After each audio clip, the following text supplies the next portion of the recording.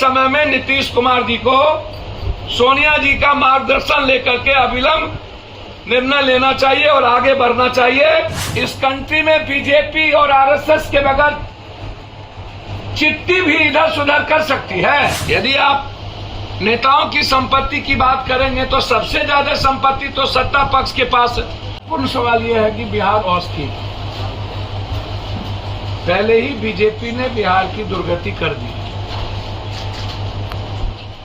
इस बार जब से सरकार बनी है बीजेपी गठबंधन की, तब से आयो राम गयो राम, आयो राम गयो राम, अब जाएगी कब जाएगी, अब जाएगी अब जाएगा, अब जाएगा अब जाएगा। डिप्लोमेसी हो गई, यहाँ आ गया वहां चला गया, मतलब कंप्लीट रूप से वैसे ही पूरा बिहार अस्थिर है। Bihar law and order problem है। बिहार के निचले पदाधिकारी काम करने को तैयार नहीं है कि क्या होगा, कौन रहेगा, कौन आएगा, कौन जाएगा। हालात सही नहीं है। कल 7 आदमी शराब से मर गए। पार्टी हो रही है शराब की, उसमें 2 लोग मर गए। आपको आश्चर्य होगा इसमें। कांग्रेस बीजेपी के खिलाफ लड़ रही है इस कंट्री में। आम आदमी की आवाज बनी हुई है। ऐसे समय में नीतीश कुमार जी को सोनिया जी का मार्गदर्शन लेकर के अविलंब निर्णय लेना चाहिए और आगे बढ़ना चाहिए और देश को दिशा देना चाहिए। आप भी चाहते हैं आरजेडी के साथ चले जाए? भैया, राजनीति में आरजेडी का फलना साथ जाना मतलब क्या है? लालू यादव जी लगातार बीजेपी की सरकार जाए, नीतीश जी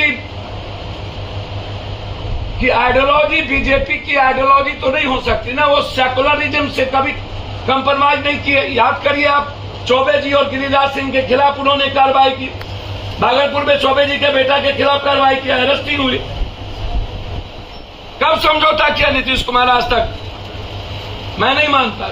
एक बात अलग है कि राजनीति में ना हम फंसाते हैं ना बचाते हैं, ये बातें तो अब हो नहीं सकती।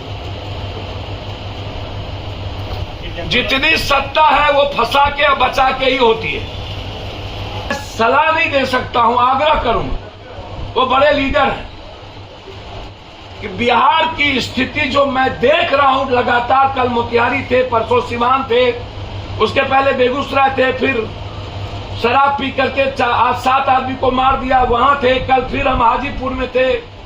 हालात बिहार के कंप्लीट कोलैप्स कर चुके हैं। पदाधिकारी और माफिया मिल करके राज चला रहा है। जनप्रतिनिधियों का रेस्पेक्ट खत्म हो गया। दल कोई हो, सम्मान बोध नहीं है। ऐसे परिस्थिति में पदाधिकारी की चांदी है और वो नहीं लगता है कि यह सरकार स्टेबल नहीं है, इसीलिए ये कहने की स्थिति में नहीं है। लगातार आज बनी कल बनी आज गई। कोरोना जब हुआ था तभी फाइनल था बम फूटना है। आप कर्नाटक, मध्य प्रदेश, महाराष्ट्र, झारखंड का तोड़ रहे हैं तो ईडी की जांच तो आप पर भी होनी चाहिए। और 8 सालों में 1 to 5 में जो आया है उस पर भी ईडी की जांच होनी चाहिए। ईडी विपक्ष के लिए ही स्वतंत्र क्यों है?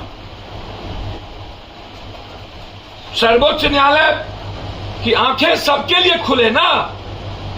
विपक्ष के पास ही अकूट संपत्ति है और लगातार जिस तरीके से कांग्रेस महंगाई से लड़ रही है, पप्पू यादव महंगाई से और बीजेपी राहुल गांधी से लड़ रहा है। इनको महंगाई मुद्दा नहीं है।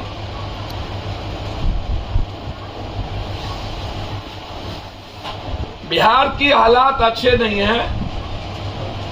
कंप्लीट मुझे लगता है कि 2024 तक अब बिहार की राजनीतिक अस्थिरता बिहार के डेवलपमेंट को, बिहार के इकोनॉमी को, बिहार के साढ़े 14 करोड़ लोगों को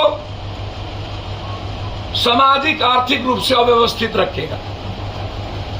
हम उम्मीद करते हैं कि जो लगातार आज हुआ कल हुआ, आज हुआ कल हुआ, ऐसा होगा वैसा होगा,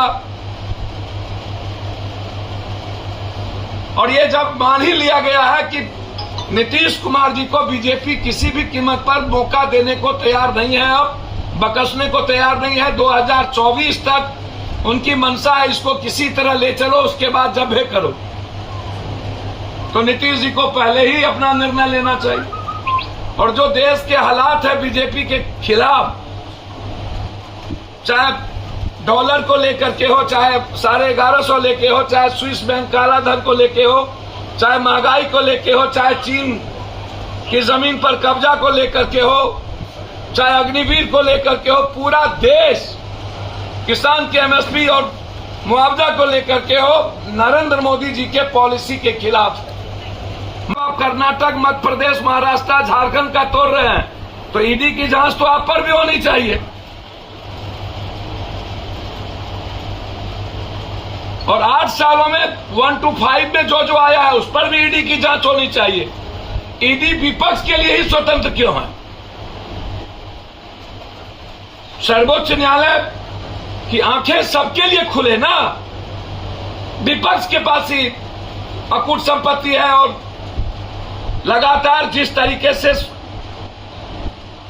कांग्रेस महंगाई से लड़ रही है, पप्पू यादव महंगाई से और बीजेपी राहुल गांधी से लड़ रहा है, इनको महंगाई मुद्दा नहीं है।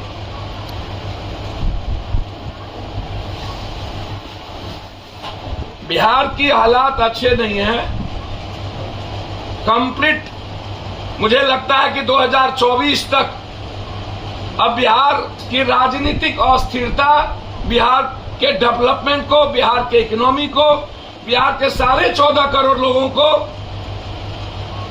सामाजिक आर्थिक रूप से अव्यवस्थित रखेगा। हम उम्मीद करते हैं कि जो लगातार आज हुआ कल हुआ, आज हुआ कल हुआ, ऐसा होगा वैसा होगा, और ये जब मान ही लिया गया है कि नीतीश कुमार जी को बीजेपी किसी भी कीमत पर मौका देने को तैयार नहीं है, अब बकसने को तैयार नहीं है, 2024 तक उनकी मंशा है इसको किसी तरह ले चलो, उसके बाद जब है करो। तो नीतीश जी को पहले ही अपना निर्णय लेना चाहिए। और जो देश के हालात है बीजेपी के खिलाफ, चाहे डॉलर को लेकर के हो, चाहे 1150 लेके हो, चाहे स्विस बैंक काला धन को लेके हो, चाहे महंगाई को लेके हो, चाहे चीन की जमीन पर कब्जा को लेकर के हो, चाहे अग्निवीर को लेकर के हो, पूरा देश किसान के एमएसपी और मुआवजा को लेकर के हो नरेंद्र मोदी जी के पॉलिसी के खिलाफ है।